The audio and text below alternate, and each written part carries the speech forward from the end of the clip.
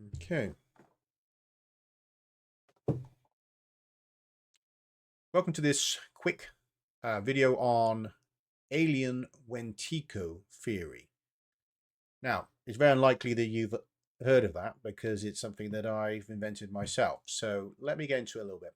So first of all, Wetiko is a term for a type of spirit entity that infects people, and this is known throughout a number of indigenous American, Native American cultures.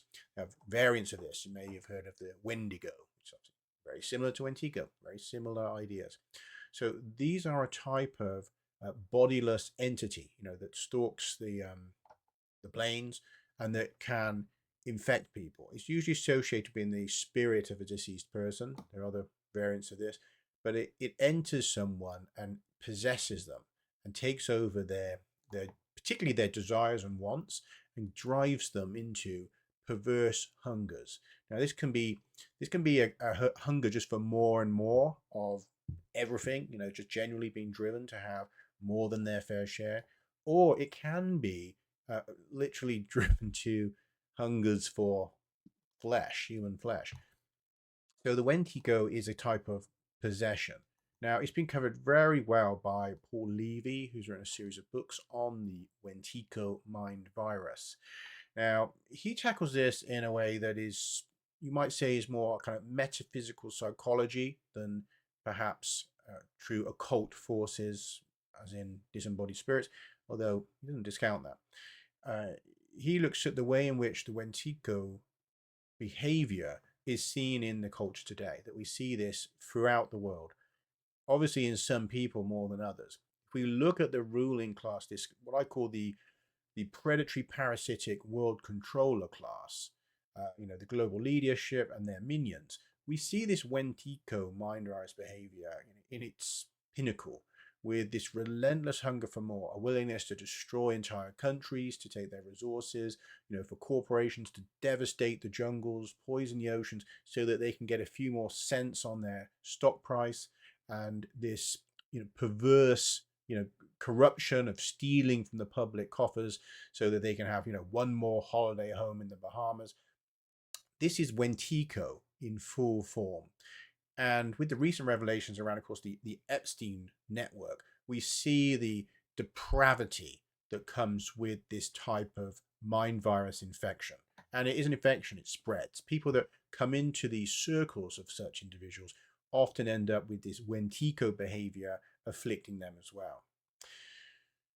Now, where this dovetails into another topic that I'm very involved with, which is the idea of alien intelligences interacting with humanity, is through experiences that people claim to have had with what's called alien contact, but also with experience that others have had with using psychoactive compounds, particularly DMT. Now, there's a really excellent book by Dr. Andrew Gallimore, which is called Death by Astonishment, which they were looking at long duration DMT experiences using IV. And what they found is, people were having these consistent interactions with entities in these realms. Now, they would see entire worlds, places that have no similarity to the Earth, no overlap, things that you wouldn't dream of seeing, things that you couldn't cobble together in your mind because you have no existing information from which to build on that would give you these visual worlds. So part of his argument is that, well, where is this information coming from? Because if it can't come from you, if it can't come from Earth, if it can't come from TV shows and dreams, if it's totally external to that, and that is what the participants in these studies are saying, is these worlds are so alien that they have no reference to the experiences on Earth, then the information has to be coming from somewhere, suggesting these are real other realms. But he does not think, that we are going there, because clearly your body is here. Rather, these realms are coming to you, that we are entering into an area of mind where another intelligence is able to connect in with us, and that is happening in the brain. Now, the working hypothesis is that some of these super advanced alien intelligences have migrated not just into space, but down into inner space, into the substrate of reality, the quantum level, that they inhabit these lower realms. and that there is the potential for them to come up. And sometimes I joke and say it's like cosmic moles, that they are burrowing through the substrate of reality and coming up here and potentially within you, and that there are functions in the brain that they interrupt. And these are our world building architecture, neurology that transforms information that is external to us into visual and auditory information, and essentially builds reality for us. We know that what we see is not what's really out there, and this has been substantiated in all manner of kinds of experimentation and research, that we don't get some sort of like identical mapping of everything that's around us. In fact, we see just sort of like 0.1% of the frequencies that are out there. So we build this very limited world, but it's good enough for human life. But it doesn't mean that everything is as it is.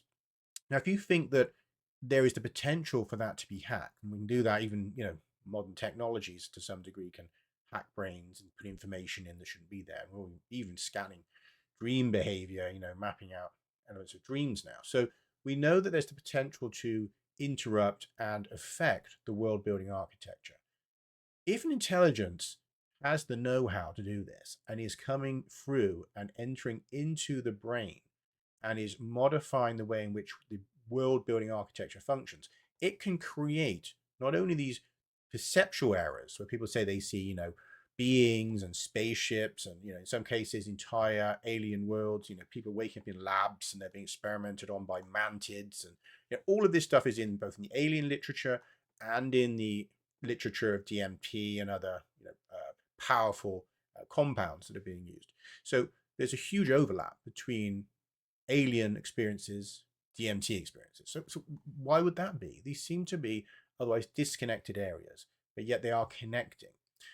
Well, if the connection is that there are indeed entities that can do this to us, then we have to also be open to the possibility they don't just change the way in which we see and hear and perceive and give us these seemingly point of strange experiences, but they are changing the way in which some humans behave, and that they are inflicting aspects of their own cognitive functions onto those victims or targets, meaning that if they can successfully establish a foothold, they could begin to modify the drives, the wants, the behavior in the target.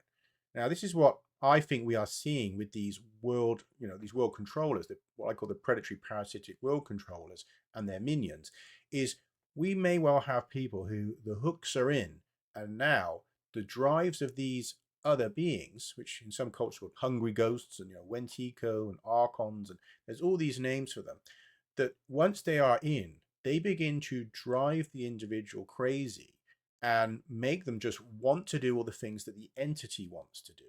And in this case, we seem to see a strange, relentless hunger for more, but not just for more. We're now seeing claims that, some of these people have horrendous hungers for human flesh. Now, that's exactly what's in the Native American lore about the Wendigos and the Wetikos, is that they have these perverse hungers, not just for more money and more power, but also for eating human flesh. And that comes up again and again.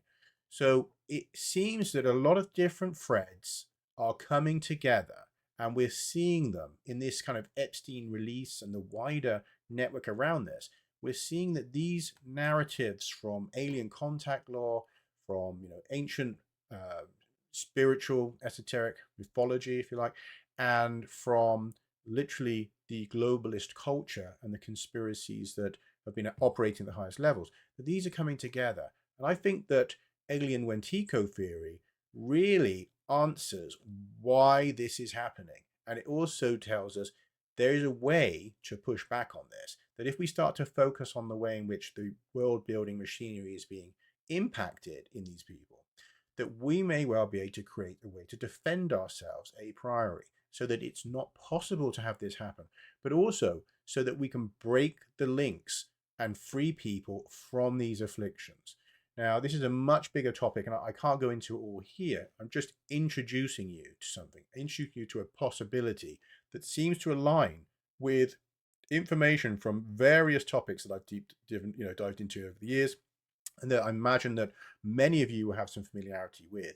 Now, if you put these threads together, and I would suggest looking at the work of the authors I've already mentioned, but also looking further afield into these topics, and you may well come to a similar conclusion. Thank you very much for listening, and I'll speak again soon.